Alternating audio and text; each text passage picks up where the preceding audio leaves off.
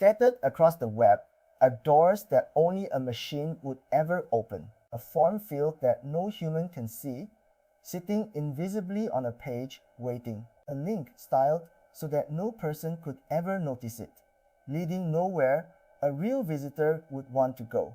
Whole pages, even whole fake systems, built for one strange purpose, to never be touched by a person at all. And that is precisely the point. Because if the only thing that could ever interact with them is automation, then the moment something does interact, the trap knows instantly and with near certainty that it has caught a machine. It is one of the oldest tricks in all of security, defense by deception.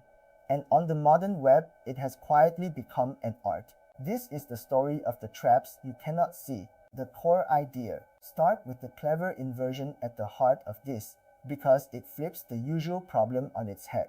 Most defenses we have talked about work by detection, by studying a visitor and trying to judge whether it is human or machine, which is hard, uncertain, and an endless arms race. A trap takes the opposite approach. Instead of trying to tell the difference, it builds something that only one kind of visitor would ever touch. It does not ask, is this a bot? It arranges the world so that touching this particular thing is, by itself, the answer. You do not have to identify the machine. You just have to lay out bait it cannot resist and a human would never reach for, and then watch who bites. And this inversion buys something precious, certainty. Most detection deals in probabilities, in suspicion, in a visitor that looks more or less likely to be automated with all the false alarms that come from guessing. A well-laid trap does not guess. Interaction with the bait is not a hint that something might be a bot. It is, in most cases, near proof, because there is simply no legitimate reason for a human to have touched it. That shift from probability to something close to certainty is the whole reason traps remain so valued even after all these years. The classic trap, the simplest and most famous version, lives on forms.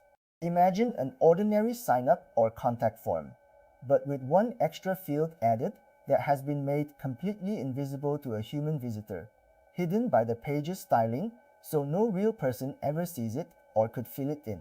A human, seeing only the normal fields, fills those and submits, leaving the invisible one untouched. But a crude automated program does not see the page the way you do. It reads the underlying structure, finds every field, and dutifully fills them all, including the one no human could see.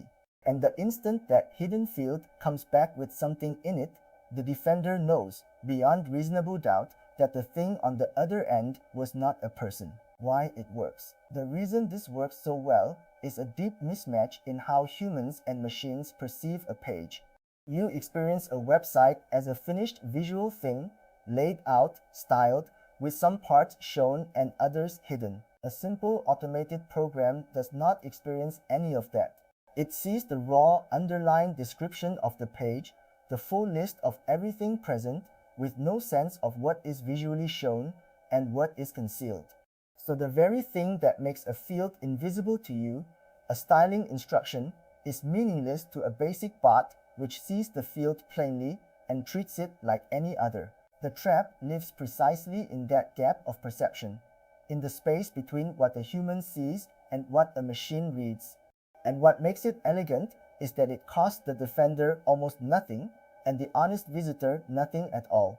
A real person never even knows the hidden field exists, so their experience is untouched. Only the machine, blind to the visual layer, walks into a snare that was always invisible to everyone who mattered. There is no challenge to solve, no puzzle to pass, no friction added to ordinary use. The defense simply sits there, silent and harmless, until the wrong kind of visitor reveals itself by interacting with something that, to a human, was never there. The invisible link. The same idea extends naturally beyond form fields. You can place a link on a page that no human would ever follow, hidden from sight or labeled in a way that clearly warns a person away, but perfectly visible in the underlying structure that an automated crawler reads. A person browsing normally never goes near it. But an indiscriminate program, hungrily following every path it can find, walks straight into it, and the moment something requests that link, the defender has flagged a visitor that is methodically following links no human would, which is the behavior of automations. One footstep on a path no person walks, and the visitor has named itself. Scaling up, this scales into something more aggressive against crawlers that are hammering a site. Instead of one hidden link, a defender can generate an endless maze of fake pages, each linking to more fake pages, a bottomless warren of content that only exists to be discovered by a program greedily following links a human would never wander in. But an aggressive automated crawler can be lured into this maze and kept busy chasing an infinite supply of worthless pages, burning its time and resources going nowhere, while the real site sits safely to the side. It is a trap that does not just detect the unwanted crawler, it actively wastes it, turning the bot's own appetite for links into the leash that holds it. The decoy system, at the far end of this idea, sits its most elaborate form, an entire fake system built to be attacked. A defender can stand up what looks like a real tempting target, a server that appears to hold something valuable, deliberately exposed where attackers will find it. But it holds nothing real. Its only job is to be probed and attacked, while every action taken against it is watched and recorded. Since nothing legitimate has any reason to touch this decoy, anyone interacting with it is, by definition, up to no good. It is a stage built to attract trouble, so that the trouble can be observed safely, in detail, doing exactly what it does, with no real asset ever at risk. And there is a quiet psychological advantage in it too. An attacker who cannot tell the decoy from the real thing must treat every promising target as if it might be a trap, which makes them slower, more cautious, more uncertain about everything they find. The mere existence of convincing decoys poisons the attacker's confidence in their own discoveries. They can no longer trust that a tempting open door is real because some of those doors are watching them. A single well-made decoy thus defends far more than itself by casting doubt over the whole landscape the attacker is trying to read, from catch to intelligence, and this reveals the deeper value of traps, which goes far beyond simply catching one bad visitor. A good trap is not just an alarm, it is an observatory. When automation walks into a decoy, the defender gets to watch precisely how it behaves, what it looks for, what tricks it tries, what tools and patterns it uses. The trap turns a hidden, unknown adversary into something you can study at leisure, in a safe place, learning its methods in full. A simple detector tells you something was caught. A well-built trap tells you who they are and how they operate, and that knowledge sharpens every other defense around it. It is the difference between a fence that stops an intruder and a one-way mirror that lets you stand and study them. The first ends the encounter. The second turns it into a lesson, and over time those lessons compound into a defender who understands the adversary better than the adversary understands the defense. The shared signal, and like so much in this world, the intelligence from traps does not stay local.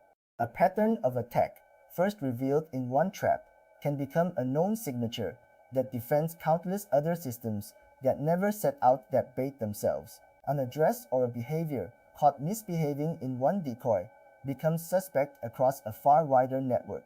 So the traps act as quiet sensors spread across the internet, each one feeding what it catches into a shared understanding of how the unwanted automation behaves right now.